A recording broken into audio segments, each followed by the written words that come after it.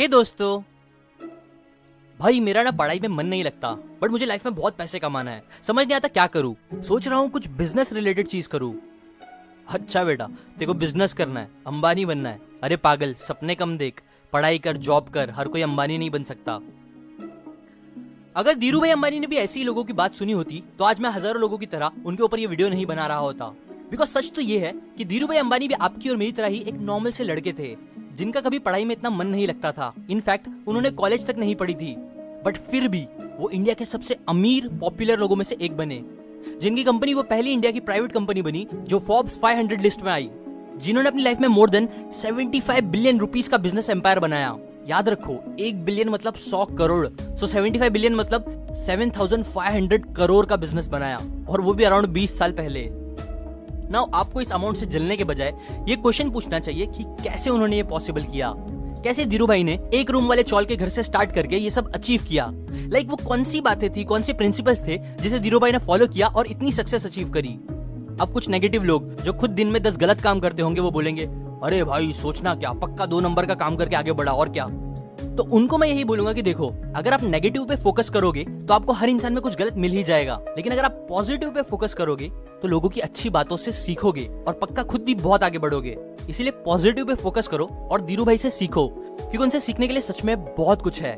सो आज मैं उनके ऊपर ही लिखी गई बुक प्लस उनके खुद से सिखाए गए कई सारे सक्सेस लेसन में से वो टॉप 5 प्रिंसिपल्स आपके साथ शेयर करूंगा, जिसकी वजह से धीरू भाई ने ये सब पॉसिबल करके दिखाया और जिसे फॉलो करके हम भी उनकी तरह बहुत कुछ बड़ा कर सकेंगे। Now let's begin. Number 1, DBBSS।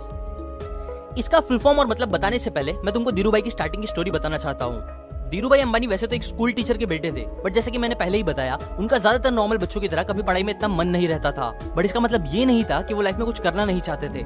In fact एक बार उन्होंने अपनी माँ से कहा था कि माँ देखना, एक दिन मैं बहुत बहुत पैसे कमाऊंगा। उनका घर ठीक ठाक ही चलता था, बट पैसे की प्रॉब्लम थोड़ी बहुत रहती थी जो धीरू भाई को पसंद नहीं थी, इसलिए वो हमेशा पैसे कमाने का सोचते थे। एक बार उन्होंने अपने पास की होलसेल दुकान से एक डब्बा ग्राउंडनट ऑयल का लिया और उसे रास्ते पे बैठ के लोगों को बेचा एज अ रिटेलर, जिससे उन्हें प्रॉफिट मिला जो उन्होंने अपनी माँ को जाके दिया। उन्हें बिजनेस करने की वैल्यू बचपन में ही समझ आ गई थी, इसलिए बस 12-13 साल की उम्र से ही वो पकौड़े बेचने का बिजनेस करते थे। फिर अराउंड 17 साल की एज में उन्हें यमन कंट्री में जाने का ऑफर मिला, सो वो और पैसे कमाने की उम्मीद में वहां चले गए। वहां उन्होंने पेट्रोल पंप पे काम किया और कुछ सोर्स बोलते हैं उन्होंने एज अ क्लर्क भी काम किया कई साल, जिसके लिए उन्हें अच्छे ही पैसे मिलते थे इंडिया के हिसाब से। बट फिर सिचुएशन कुछ ऐसी हो गई कि उन्हें वापस इंडिया आना पड़ा, और ये उनकी लाइफ का एक बड़ा टर्निंग पॉइंट साबित हुआ, क्योंकि अब वो अपने उन बड़े सपनों के पीछे जाने लगे जो वो बचपन से देखते थे। नाउ ये स्टोरी से आपको क्या सीखना है? आपको सीखना है DBBSS, मतलब dream big but start small. देखो, ज्यादातर लोग 2 में से एक कैटेगरी में आते हैं। एक जो कभी कुछ बड़ा सोचते ही नहीं, बस जिंदगी जैसे चल रही है चलाते जाओ, जॉब, पढ़ाई, मौत, बस, और कुछ ज्यादा नहीं। जबकि दूसरी तरफ कुछ लोग होते हैं जो बस बड़े बड़े सपने देखते हैं, मैं ये करूंगा, वो करूंगा, सब करूंगा, लेकिन एक्चुअल में वो कभी कुछ बड़ा कर नहीं पाते क्योंकि उनके गोल्स ही बहुत अनरियलिस्टिक होते हैं। सो आपको क्या करना है कि ये दोनों टाइप के मत बनो। आप धीरू भाई जैसे बनो, मतलब बड़ा सोचो, जितना हो सके उतना बड़ा सोचो, बट स्टार्ट छोटी करो, छोटे गोल सेट करो और छोटे रिजल्ट्स एक्सपेक्ट करो। पहले ही बिलियनर बनने के लिए एक्शन मत लो, बल्कि बस पहले बिजनेस करके थोड़ा प्रॉफिट कमाने का सोचो, क्योंकि एक बार अगर आप छोटे लेवल पे प्रॉफिट कमाना सीख जाओगे, पैसे कमाना सीख जाओगे, फिर आपके लिए और ज्यादा पैसे कमाना आसान होता जाएगा। Number 2, skill over education. Dhiru भाई बिना कोई कॉलेज गए, बिना कोई MBA डिग्री लिए एक बिलियनर बने क्योंकि उन्होंने एजुकेशन से ज्यादा स्किल्स की वैल्यू को समझा। उन्होंने अपनी एजुकेशन पूरी नहीं करी, इसका मतलब ये नहीं था कि वो कुछ सीख रहे नहीं थे। इनफैक्ट जब वो यमन में काम कर रहे थे तब उन्होंने एक्स्ट्रा एक और जगह जॉब करके अकाउंटिंग सीखी, बुक कीपिंग सीखी, शिपिंग पेपर्स रेडी करना और इंश्योरेंस कंपनी वालों से बात करना सीखा, जिसकी वजह से उनकी नेगोशिएशन स्किल्स बहुत अच्छी हो गई थी, जो आगे उन्हें बिजनेस में बहुत काम भी आई। इसलिए आप याद रखो, आपके अंदर भी स्किल्स होना, कुछ हुनर होना बहुत जरूरी है। बस डिग्री लेके या बिजनेस के बारे में सोच के आप अमीर नहीं बन सकते, बिकॉज एटलीस्ट स्टार्टिंग में तो आपके अंदर कुछ अच्छे हुनर स्किल्स होने ही चाहिए, जिसे यूज करके आप स्टार्टिंग में पैसे कमा सको। अभी रिसेंटली मैंने एप्पल के CEO टिम कुक का इंटरव्यू देखा। उसमें उन्होंने ये मिथ को क्लियर किया कि वो चाइना में अपने प्रोडक्ट इसलिए नहीं बनाते क्योंकि वहाँ के लोग सस्ते में काम करते हैं, नहीं, बल्कि सस्ता लेबर तो वहाँ बहुत पहले से ही खत्म होने लगा है, बल्कि वो और उनकी जैसी बड़ी बड़ी कंपनी चाइना से अपने काम करवाती है क्योंकि उनके लोगों की स्किल्स बहुत अच्छी होती है। चाइनीज लोगों में हुनर है और वो कम टाइम में अच्छा क्वालिटी का आउटपुट देते हैं। इसलिए अगर हमें भी चाइना की तरह या अंबानी जैसा बनना है तो ये जरूरी है कि हम हुनर वाले बने, और ऐसे वैसे बस काम चलाओ हुनर वाले नहीं, बल्कि बेस्ट बनने की कोशिश करें। जो भी काम करे उसमें एकदम बेस्ट। और ये लाता है हमें धीरू भाई के 3rd सक्सेस लेसन पे, जो है क्वालिटी रूल्स। बहुत से लोग आपको मिल जाएंगे जो बोलेंगे धीरू भाई बस गलत काम करके आगे बढ़े, बट वो ये नहीं समझते कि उनकी सक्सेस के पीछे उनकी प्रोडक्ट क्वालिटी एक बहुत बड़ा रीजन था। धीरू भाई हमेशा क्वालिटी पे बहुत ध्यान देते थे। बस 500 रुपए के साथ जब धीरू भाई यमन से वापस आए तो उन्होंने मसाले का बिजनेस स्टार्ट करा। अब इतने कम पैसे के साथ वो ज्यादातर लोगों की तरह जल्दी पैसे कमाने के लिए वो लो क्वालिटी के प्रोडक्ट बेच के ज्यादा पैसे कमा सकते थे, बट नहीं, उनका मोटिव था लो प्रॉफिट हाई क्वालिटी और हाई वॉल्यूम। मतलब अच्छी क्वालिटी में ज्यादा बेचना, भले जब प्रॉफिट कम हो तो भी चलेगा। और यही पॉलिसी के साथ वो इंडिया के साथ गल्फ कंट्रीज में भी अपने मसाले बेचने लगे। सब उनसे खरीदते थे क्योंकि उनकी क्वालिटी मस्त होती थी। फिर जब वो मसाले के बिजनेस से हटके यान के बिजनेस में आए तब भी उन्होंने क्वालिटी पे ही ध्यान देते हुए विमल ब्रांड बनाया, जो एक पॉपुलर फैशन ब्रांड बना। इसके बाद जब उन्होंने अपनी खुद की मिल डाली अहमदाबाद में, तब भी उन्होंने वर्ल्ड की बेस्ट मशीन्स यूज करी ताकि वो बेस्ट क्वालिटी प्रोडक्ट दे सके। और इसी हाई क्वालिटी की वजह से ही वर्ल्ड बैंक ने उन्हें एक्सीलेंट सर्टिफिकेट दिया जो डेवलप्ड कंट्रीज के लेवल का था।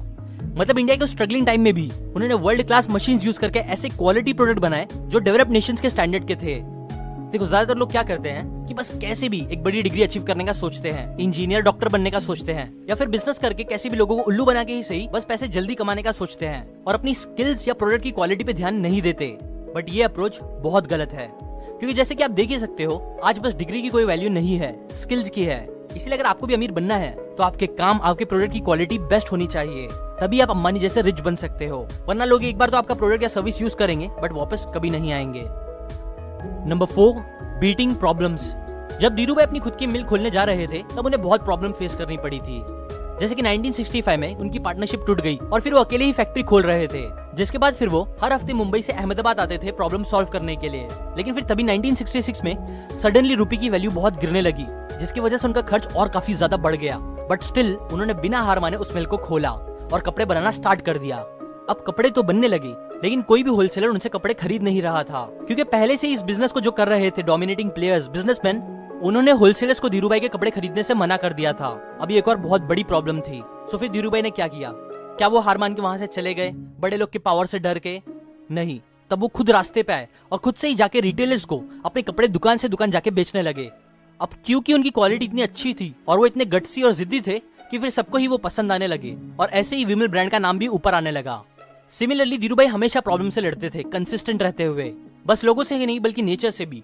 एक बार उन्हें और उनकी कंपनी को फ्लड की प्रॉब्लम से लड़ना पड़ा, एक बार भूकंप से, और एक और बार क्या हुआ कि जामनगर में जब सब कुछ सही टाइम पे चल रहा था तभी अचानक साइक्लोन आ गया और उनकी फैक्ट्री बंद करनी पड़ गई। तब अगेन धीरू भाई ने हिम्मत से उस प्रॉब्लम से लड़ा और जहां एक्सपर्ट्स बोल रहे थे कि उनका काम खत्म होने अब 3 महीने लगेंगे, उन्होंने वही काम 3 हफ्ते में खत्म करके दिखाया, और वो भी उतने ही बजट में।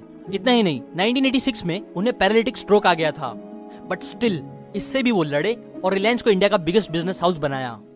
अब ये सब बताने का रीजन है बिकॉज ज्यादातर लोग बहुत जल्दी हार मान जाते हैं लाइफ में। आंधी तूफान से लड़ना तो दूर की बात है, वो छोटी मोटी चीजों में भी बस किस्मत का खेल बोल के हार मान लेते हैं।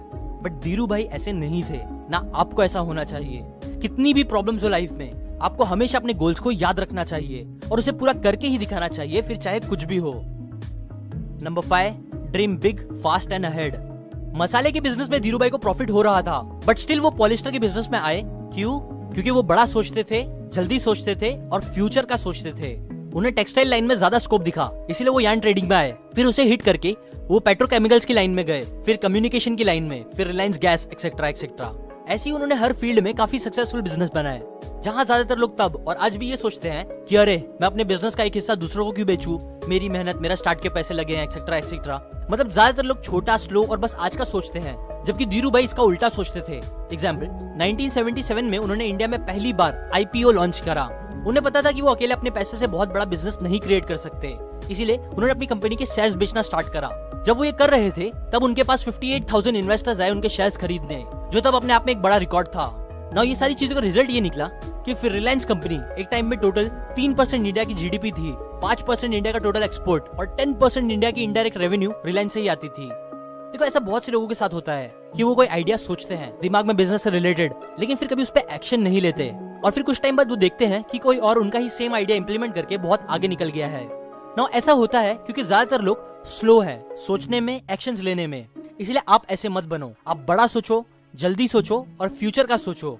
अगर आप अंबानी जैसे रिच बनना चाहते हो तो धीरू भाई के ये कोट को याद रखते हुए, जो इंसान सपने देख सकता है वो इंसान उन सपनों को सच भी कर सकता है। ये थे वो टॉप 5 लेसन्स जो मैंने धीरू भाई के ऊपर लिखी गई बुक और उनकी स्टोरी से सीखे हैं। शेयर कर इस वीडियो को हर उस इंसान के साथ जो सपने दिखता है या बिजनेस लाइन में है। लाइक कर अगर आपको ऐसे लाइफ लेसन सीखने अच्छा लगा तो। कमेंट करके बताएं मैं और कौन से मेंटर के ऊपर वीडियो बनाऊं। सब्सक्राइब करके बेल आइकन दबाएं ताकि जब भी मैं फ्री बुक समरीज डालूं, मेंटर की नॉलेज डालूं, तो वो आपको मिल जाए, जो मैं यूजुअली हर संडे को डालता हूँ। और अगर आपको कोई 2 फ्री ऑडियो बुक चाहिए तो वो आप seekn.org/audible से जाके ले सकते हो। ऑडिबल एक अमेज़न कंपनी है जो 1 महीने का फ्री ट्रायल देती है और उसके बाद वो आपको चार्ज करती है। Now finally, thanks for watching.